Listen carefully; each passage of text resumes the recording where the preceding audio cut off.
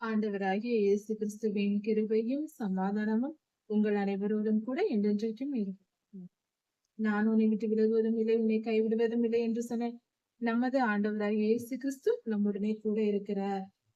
சமாதானமா இருப்போம்.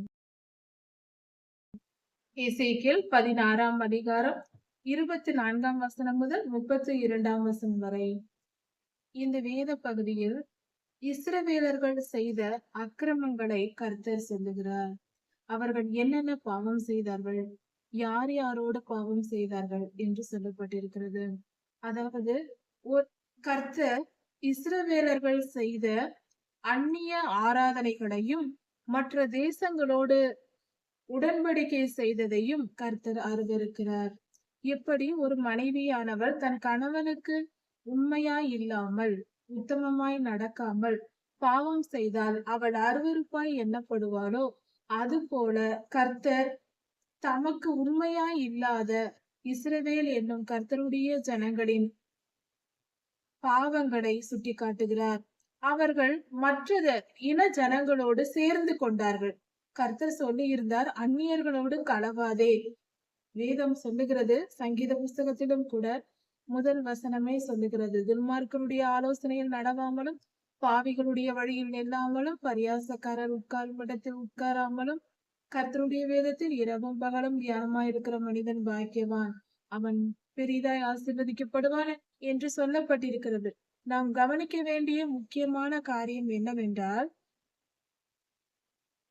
எல்லோர் வாழ்க்கையிலும் அன்று ஜனங்கள் செய்த பாவம் இன்றும் கர்த்தருடைய பிள்ளைகள் செய்கிற மிகப்பெரிய தவறு, அறியாமையினால் செய்கிற தவறு ஒன்று உண்டு.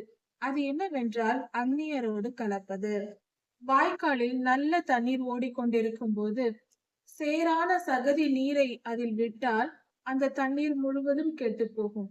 அதுபோல கர்த்தர் தம்முடைய ஜனங்களை பிரித்து வைக்க ஆசைப்படுகிறார். அவருடைய விருப்பம் நீங்கள் தனித்திருங்கள் என்பதே. அதாவது பொதுவாக தங்கம் என்றால் இந்த உலகத்தில் மிகுந்த மதிப்பு உண்டு, மரியாதை உண்டு. தங்கம் விலை மதிப்பு இல்லாதது, மிகவும் அதிக விலை கொடுத்து அதை வாங்குகிறோம்.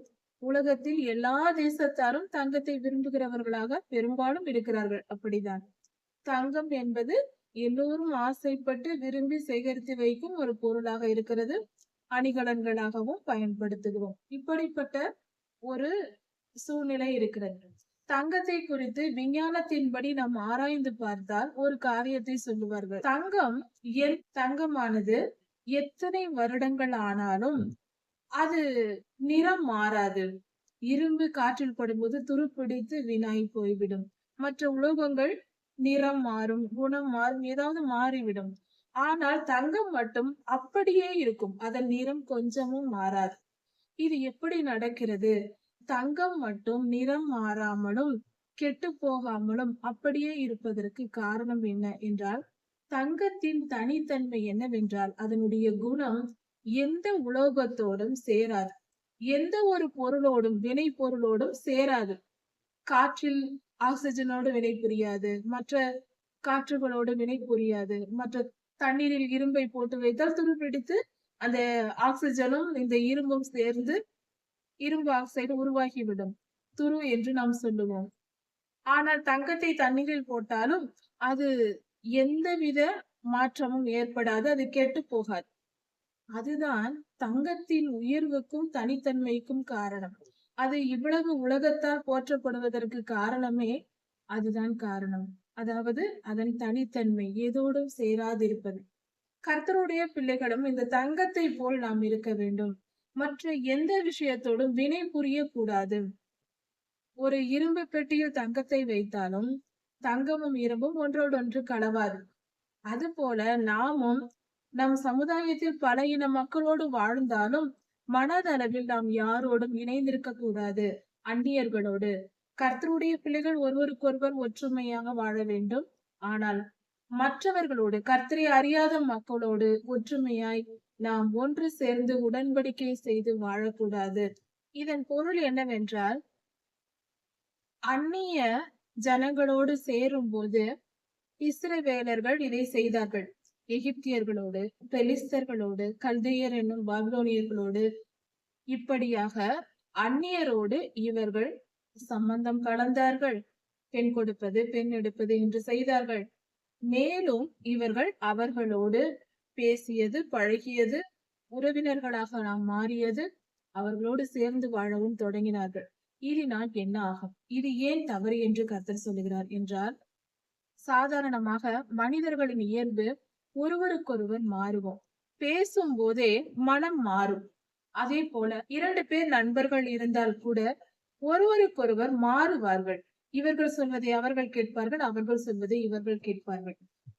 இதே நிலைதான் இஸ்ரவேலர்கள் எகிப்தியரோடும் பெலிஸ்தியரோடும் பாபிலோனியர்களோடும் கலந்து செய்தார்கள். என்ன செய்தார்கள்? அவர்களுடைய, அதாவது வேசித்தனம் செய்தார்கள் என்று வேதம் சொல்லுகிறது. வேதத்தின்படி கர்த்தர் அப்படி சொல்வதன் பொருள் என்ன என்றால், பொல்லாத ஆவிகளின் விக்கிரக ஆராதனை செய்தார்கள். அதாவது அவர்களுடைய ஆராதனை முறைமைகளை எல்லாம் இஸ்ரவேலர்கள் செய்ய தொடங்கினார்கள். இஸ்ரவேலர்கள் கர்த்தர் சொன்ன கட்டளைகளின்படி நடக்காமல் பண்டிகை ஆசரிப்புகள், பலியிடும் முறைமைகள், கற்பனைகள், கட்டளைகள், நியாயப்பிரமாணங்கள் இவைகளை பற்றி கவலைப்படாமல் அந்நியர்கள் என்னென்ன செய்தார்களோ அதையெல்லாம் இவர்கள் செய்ய தொடங்கினார்கள். அந்நிய ஆராதனை செய்தார்கள். இதைதான் கர்த்தர் வேசித்தன பாவம் என்று சொல்லுகிறார். இத்தனை பேரோடும் நீ வேசித்தனம் செய்தாய் என்று கர்த்தர் சொல்லுகிறார். அவர்களுடைய முறைமைகளை இவர்கள் ஏன் கடைபிடித்தார்கள்? கர்த்தர் சொல்லி இருந்தார், நான் சொன்ன கட்டளைகளின்படி கேட்டு நடவுங்கள் என்று. ஏன் இவர்கள் செய்யவில்லை? அவர்களுடைய அந்நியர்களுடைய பழக்க வழக்கங்களின் மேல் இஸ்ரவேலர்கள் இச்சை கொண்டார்கள். இச்சை கொண்டு இப்படி செய்தார்கள். அப்படி என்னெல்லாம் செய்தார்கள்? அவர்களுடைய வழிபாடு. அவர்களுடைய வழிபாடு ஏன் செய்யக்கூடாது என்றால், அவர்கள் பொல்லாதவனின் கிரியைகளை பின்பற்றி நடக்கிறவர்கள். பொய் சொல்வது, திருடுவது, இச்சையான வாழ்க்கை, அநியாயம், அநீதி, அக்கிரமம், இரக்கமற்ற தன்மை, இப்படிப்பட்ட பாவங்களை செய்து வாழ்கிற மனிதர்கள். அதாவது ஒரு மனிதனுடைய ஆராதனை எப்படி இருக்கிறதோ, ஒரு மனிதன் எதற்கு ஆராதனை செய்கிறானோ அந்த குணாதிசயங்கள் தான் அவனுக்கு வரும். உதாரணத்திற்கு, ஒரு மனிதன் பெருமையை விரும்புகிறவனாய் இருந்தால் அவனுக்குள் பெருமை நிரம்பி அது நிமித்தம் பாவம் செய்வான். இப்படியாக பொல்லாத இருள் அவனை சூழ்ந்து கொள்ளும். பொய் பேசினால் பொய்யின் ஆவி அவனுக்குள் நுழையும் என்று வேதம் சொல்லுகிறது மிகாயா தீர்க்கதரிசியின் புஸ்தகத்தில். இப்படியாக பொய் தீர்க்கதரிசிகள் எழும்பினார்கள். அவர்கள் பொய் சொன்னார்கள், பொய்யின் ஆவி அவர்களுக்குள் நுழைந்தது என்று சொல்லப்பட்டிருக்கிறது மிகாயா தீர்க்கதரிசியின் காலத்தில். அதே போல எல்லாவித பாவங்களுக்கும் அதற்குரிய பொல்லாத ஆவிகள் இருக்கிறது என்று வேதம் சொல்லுகிறது. இப்படி இருக்க நாம் செய்ய வேண்டிய காரியம் என்ன? அந்நியர்களோடு கலக்கக்கூடாது, அது தீட்டுப்படும். அதாவது பொல்லாத ஆவிகள் நம்மையும் நம் குடும்பத்தையும் நம்மை சார்ந்த எல்லோரையும் ஆளுகை செய்ய தொடங்கிவிடும். இதனால் பாவம் பெருகுகிறது. இதைதான் கர்த்தர் அந்நிய ஆராதனையை செய்யக்கூடாது, அந்நியர்களோடு களவாதே என்று கர்த்தர் சொல்லுகிறார். பரிசுத்த வாழ்வு வாழ வேண்டும், கர்த்தருடைய வார்த்தைகளில் கவனமாய் இருக்க வேண்டும் என்றே கர்த்தர் சொல்லுகிறார். யோசுவாயாவின் காலத்தில் அதைதான் அவர்களுக்கு போதித்து அவர்களை கானானுக்குள் பிரவேசிக்க பண்ணும் போதே அப்படியாக செய்ய சொன்னார். அதுதான் நடந்தது. ஆனால் இவர்களோ அதை கைவிட்டார்கள்.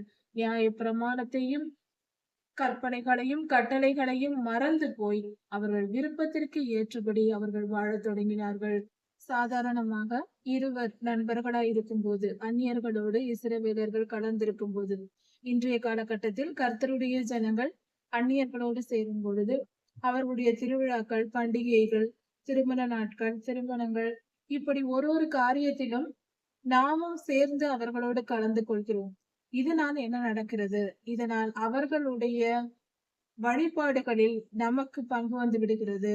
அவர்களுடைய ஆராதனைகளில் நமக்கும் பங்கு ஏற்படுகிறது. அது பொல்லாத, அது கர்த்தருடைய பார்வையில் மிகவும் பொல்லாப்பாய் இருக்கிறது. கர்த்தருக்கு பிடிக்காத காரியத்தை அவர்கள் செய்யும் பொழுது அவர்களோடு நாம் தோழர்களாய் இருந்து அவர்களோடு சேர்ந்து நாமும் போய் கலந்து கொள்ளும் போது அவர்களுக்கு வரும் நியாய தீர்ப்பு நமக்கும் வரும்.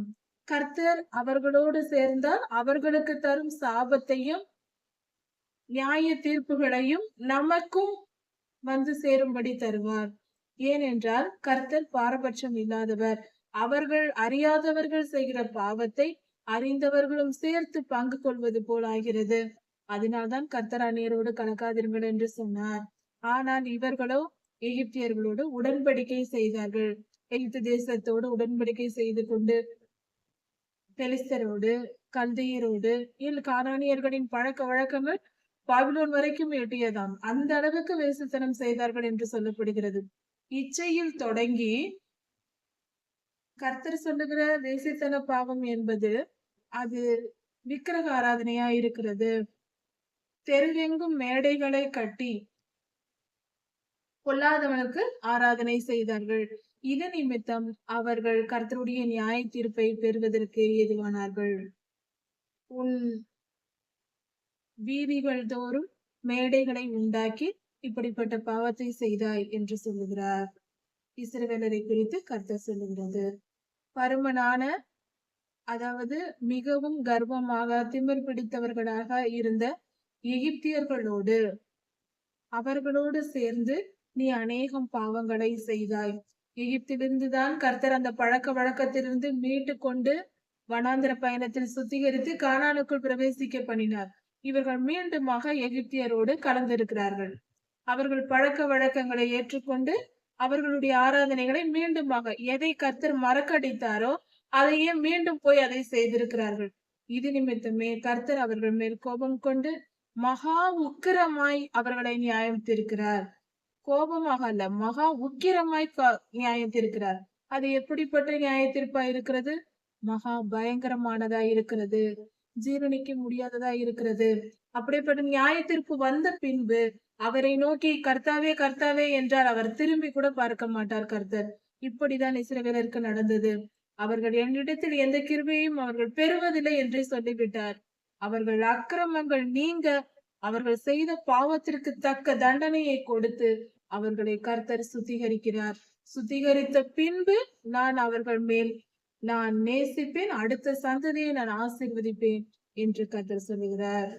கர்த்தர் இஸ்ரவேலருக்கு கொடுத்த ஆசீர்வாதங்களை எல்லாம் அவர்கள் அந்நியர்களுக்கு கொடுக்க தொடங்கினார்கள். அதாவது நீதி நியாயங்களை விட்டுவிட்டார்கள். கர்த்தருடைய கிருபையை இழந்து போனார்கள் இஸ்ரவேலர்கள். இப்படி நீ செய்ததினால் கர்த்தர் சொல்லுகிறார் இஸ்ரவேலுக்கு, என் கையை உனக்கு விரோதமாக நான் நீட்டி, கர்த்தருடைய கரம் கர்த்தருடைய ஜனங்களுக்கு விரோதமாக அடிப்பதற்கு ஓங்குகிறார் கர்த்தர். ஓங்கி உன் ஆகாரத்தை குறுக்கி போடுவேன் என்று சொல்லுகிறார். அதாவது செழிப்பை குறைந்து போடுவேன், இதுவரை வாழ்ந்த உன்னுடைய செழிப்பான வாழ்க்கையை எடுத்து போடுவேன் என்று கர்த்தர் சொல்லுகிறார். செழிப்பை மறந்து குறைவுகளிலேயும் பஞ்சத்திலேயும் வாழ வேண்டிய நிலை ஏற்படும். பெலிஸ்தர்களுடைய குமார்த்திகளின் இச்சைக்கு உன்னை ஒப்பு கொடுத்தேன் என்று சொல்லுகிறார். அப்படி என்றால் இஸ்ரவேலர்கள் எதை இச்சித்தார்களோ அதையே கர்த்தர் அந்த பாவத்தை செய்ய விட்டு விட்டார் என்று பொருள். அவர்களை அப்படியே போங்கள் என்று விட்டு விடுவது போல விட்டுவிட்டார். இதோடு அவர்கள் நிற்காமல் ஆசிரியர்களோடும் சம்பந்தம் கலந்தார்கள், உடன்படிக்கை செய்தார்கள். தேசங்கள் ஒன்றுக்கொன்று உடன்படிக்கை செய்து கொண்டது. அசீரியர்களோடு சேர்ந்து கொண்டு அவர்களோடு உறவாடி கொண்டு யூதர்கள் இஸ்ரவேலரை எதிர்த்தார்கள். யூதா தேசம் வேறாகவும் இஸ்ரவேல் வேறாகவும் இருந்தது. இஸ்ரவேலின் 10 கோத்திரங்கள் வேறு, யூதா கோத்திரம் வேறு. யூதா கோத்திரத்தார் அசீரியர்களோடு அந்நியர்களோடு சேர்ந்து கொண்டு இஸ்ரவேலரை எதிர்த்தார்கள். தங்கள் சொந்த சகோதரர்களை எதிர்த்தார்கள். இப்படியாக பாவம் நிறைவேறியது. அந்நிய அருவருப்பான ஆராதனைகளையும் செய்தார்கள். அதை தான் கர்த்தர் சொல்லுகிறார். கொஞ்சம் கூட வெட்கப்படாமல் கர்த்தருடைய பிள்ளைகளாகிய நாம் இப்படிப்பட்ட பாவத்தை செய்கிறோமே என்ற உணர்வு இல்லாமல் இப்படி வெட்கம் கட்ட வேலையை செய்து விட்டாயே என்று கர்த்தர் சொல்லுகிறார். இஸ்ரவேலர்கள் செய்த செயல்கள் அந்நியரோடு கலந்தது, அந்நிய தேசங்களோடு உடன்படிக்கை செய்த காரியங்கள். சகல வழி முனைகளிலும் வீதிகள் தோறும் தெருக்கள் தோறும் மேடைகளை கட்டி அந்நிய ஆராதனைகளை செய்து கர்த்தருக்கு அருவருப்பை உண்டாக்கினார்கள். இது நிமித்தம் தேசம் எங்கும் பொல்லாப்பு நிரம்பியதாய் மாறுகிறது. பொல்லாதவரின் ஆளுகை அங்கு வருகிறது. இதைதான் கர்த்தர் அருவருக்கிறார். ஏன் இதை செய்ய வேண்டாம் என்று சொல்லுகிறார் என்றால், எந்த காரியத்திற்கும் மனிதன் விருப்பத்தை மனதை திறந்து கொடுத்து விரும்புகிறானோ அந்த பாவத்திற்கு அவன் அடிமையாக்கப்படுகிறான். பொல்லாதவன் அவனை அடிமையாக்கி விடுகிறான். இது நிமித்தமே கர்த்தர் சொல்லுகிறார், நீ எவ்வித இச்சைக்கும் இடம் கொடுக்காதே என்று. கர்த்தருடைய பிள்ளைகள் இச்சைக்கு இடம் கொடுத்தால் பொல்லாதவன் அந்த இச்சையை பயன்படுத்தி அவன் அந்த மனிதனை ஆளுகை செய்ய தொடங்குகிறான். இதைதான் கர்த்தர் இப்படி செய்யாதே என்று சொல்லுகிறார். இப்படிப்பட்ட மனிதர்களின் இருதயம் சமாதானம் இல்லாததா இருக்கும். இப்படி பாவம் செய்து செய்து பாவத்தினால் மிகவும் களைத்து போய் இருக்கிறார்களாம் இஸ்ரவேலர்கள். வழி முனைகள் தோறும், வீதிகள் தோறும், சந்துகள் தோறும் இவர்கள் இப்படிப்பட்ட காரியங்களை செய்ததினால், ஆராதனை செய்து மேடைகளை கட்டி ஆராதனை செய்ததினால் அவர்கள் களைத்து போயிருக்கிறார்களாம். அந்த அளவுக்கு தீமை செய்திருக்கிறார்கள். கர்த்தருக்கு விரோதமான அருவருப்புகளை செய்திருக்கிறார்கள்.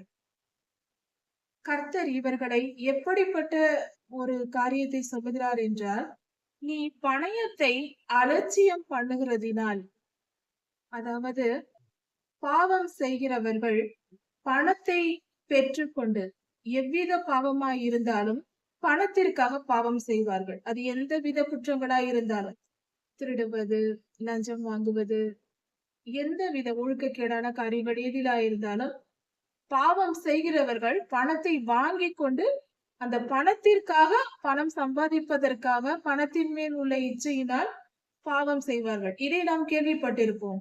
அந்நியர்கள் எல்லாம் இப்படிதான் செய்தார்கள்.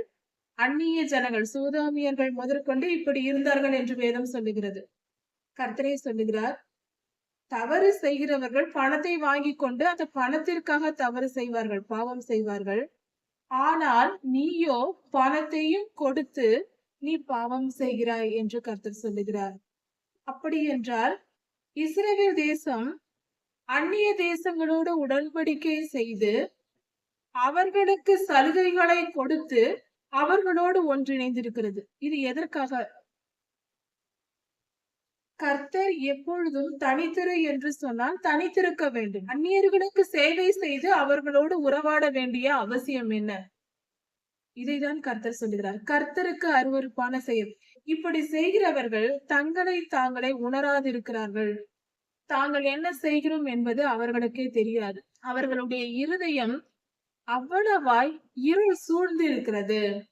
இருள் சூழ்ந்திருப்பதினால் தாங்கள் என்ன செய்கிறோம், என்ன செய்ய போகிறோம், எதற்காக இதை செய்கிறோம் என்ற உணர்வு இல்லாமல் பொல்லாதவனுக்கு அடிமையாகி அவர்கள் செய்து கொண்டே இருப்பார்கள்.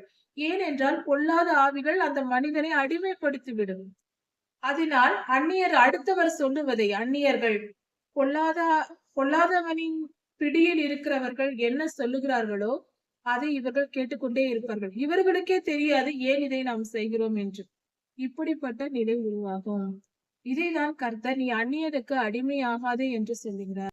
பணம் சம்பாதிப்பதற்காகவும், செழிப்பான வாழ்க்கைக்காகவும், புகழுக்காகவும், பணம் சம்பாதிப்பதற்காக, எப்படியாவது சொத்துக்களை சேர்க்க வேண்டும் என்பதற்காக பாவம் செய்கிறவர்கள் இருக்கிறார்கள் அல்லவா? அவர்களை விட விபரீதமான காரியம் இது. அவர்கள் செய்வதை விட விபரீதமான காரியம் பணத்தை கொடுத்து பாவம் செய்வது. இப்படிப்பட்ட காரியத்தை நீ செய்கிறாய் என்று கர்த்தர் சொல்லுகிறார். அதாவது அந்நியர்களோடு உறவு வேண்டும். அந்நிய தேசங்களோடு, எகிப்தியரோடு, பெலிஸ்தரோடு, பாபிலோனியர்களோடு உறவு வேண்டும். இப்படி அந்த தேசத்தோடு உறவாடுவதற்காக நான் பணம் உனக்கு கொடுக்கிறேன், வா நாம் நண்பர்களாக இருப்போம் என்று சொல்வர். ஏன் நான் உனக்கு நண்பர்களாய் இருக்க வேண்டும்? உன்னிடத்திலிருந்து எனக்கு என்ன ஆதாயம் என்று தெரியாமல், ஆதாயத்தை எதிர்பார்க்காமல் நீயே பணம் கொடுத்து நீயே அந்நியனோடு பாவம் செய்வது. இப்படிப்பட்ட கர்த்தருக்கு பிரியமில்லாத காரியம் என்று தெரிந்து, கர்த்தர் பிடிக்காது, கர்த்தர் செய்யக்கூடாது என்று சொல்லுகிறார் என்று அறிந்து சகலமும் தெரிந்தே செய்வது. வேதம் சொல்லுகிறது, லேவியராகமம் 1ஆம் அதிகாரத்திலிருந்து 6ஆம் அதிகாரம் வரைக்கும் ஒவ்வொரு வேத பகுதியையும் படித்தால் 6 விதமான பலிகளை குறித்து சொல்லப்பட்டிருக்கிறது. அங்கு கர்த்தர் சொல்லுகிறார், அறியாமையினால் செய்கிற பாவங்களுக்கு என்ற வார்த்தை கொடுக்கப்பட்டிருக்கிறது. எல்லா அதிகாரங்களிலும் 6 விதமான பலிகளுக்கும் என்ன அப்படிப்பட்ட வார்த்தை சொல்லப்பட்டிருக்கிறது? அறியாமையினால் என்ற வார்த்தை ஏன் பயன்படுத்தப்பட்டிருக்கிறது? அறிந்தே செய்கிற பாவங்களுக்கு கர்த்தர் நியாய தீர்ப்பை வைத்திருக்கிறார். அறியாமல் செய்த பாவத்திற்கே கர்த்தர் மன்னிப்பை தருகிறார். இதை நாம் புரிந்து கொள்ள வேண்டும். நம் மனதிற்கு அது தவறு என்று தெரிந்தால் அதை செய்தால் அவர்களுக்கு மன்னிப்பு கிடைக்காது. கர்த்தருடைய ஜனங்கள் அதனால்தான் முதலில் நியாயம் தீர்க்கப்படுகிறார்கள். துன்பத்தையும் துயரத்தையும் அவர்கள் அனுபவிப்பதற்கு கிறிஸ்தவர்களாய் இருந்தும் அனுபவிப்பதற்கு காரணம் அவர்கள் தெரிந்தே செய்கிறார்கள். பெருமைப்படக்கூடாது என்று தெரியும் பெருமைப்படுவார்கள். சுயநலமாய் இருக்கக்கூடாது என்று தெரியும் சுயநலமாய் இருப்பார்கள். வேத வசனத்தின்படி வாழ வேண்டும் என்று தெரியும் வேத வசனத்தை தியானிக்க மாட்டார்கள். அதன்படி நடக்கவும் மாட்டார்கள். அப்படி என்றால் இவர்கள் தெரிந்தே மீறுகிறார்கள். அதனால் அவர்களுக்கு கர்த்தருடைய நியாயத்திற்கு உடனே வரும். அந்நியர்களோ கர்த்தரையும் அறியார்கள், கர்த்தருடைய உடன்படிக்கையையும் அறியார்கள். அதனால் அவர்களுக்கு வரும் நியாய தீர்ப்பானது அவர்கள் வாழ்வின் முடிவில் வரும். அதாவது அவர்கள் நித்திய ஜீவனுக்குள் போக முடியாது. அவர்களை கர்த்தர் மரணத்திற்கு பின்பு அவர்களுடைய ஆவிகளை ஆத்துமாக்களை தண்டிப்பார். அவர்களும் தண்டனையை பெறுவார்கள். அவர்களை சும்மா விடமாட்டார் கர்த்தர். ஆனால் அவர்களும் தண்டனை பெற்றாலும் அது முடிவில் நடக்கும். இப்படியாக கர்த்தருக்கு விரோதமான செயல்களை செய்வதை விட்டுவிட்டு மனம் திரும்பி வாழ வேண்டியது அவசியமா இருக்கிறது. கர்த்தர் அருவருக்கிற காரியம் அந்நியர்களோடு கலப்பது. அப்படி செய்யக்கூடாது என்று கர்த்தர் விரும்புகிறார். அதை நமக்கு இன்று கற்றுக் கொடுத்திருக்கிறார். அதனால் துன்மார்க்கருடைய ஆலோசனையில் நடவாமலும் பாவிகளுடைய வழியில் நில்லாமலும் பரியாசக்காரன் உட்காரும் இடத்தில் உட்காராமலும் கர்த்தருடைய வேதத்தில் பிரியமாயிருந்து இரவும் பகலும் அதை தியானித்துக் கொண்டிருக்கிற மனுஷன் பாக்கியவான். அவன் நீர்க்கால்கள் ஓரமாய் நடப்பட்டு தன் காலத்தில் தன் கனியை தந்து இடையுதிராதிருக்கிற மரத்தை போல் இருப்பான். அவன் செய்வதெல்லாம் வாய்க்கும் என்ற இந்த வார்த்தைகளின்படி கர்த்தர் உங்களை ஆசீர்வதிப்பாராக. கர்த்தருக்கு கீழ்ப்படிந்திருப்போம். அவர் நாமத்தை மகிமைப்படுத்துவோம். அவரையே நாம் நம்பி அவரையே சார்ந்திருப்போம், அந்நியர்களே அல்ல. ஆண்டவராகிய இயேசு கிறிஸ்து சீக்கிரமாய் வரப்போகிறார். அவருடைய வருகைக்கு நாம் ஆயத்தப்படுவோம். மாரநாதா.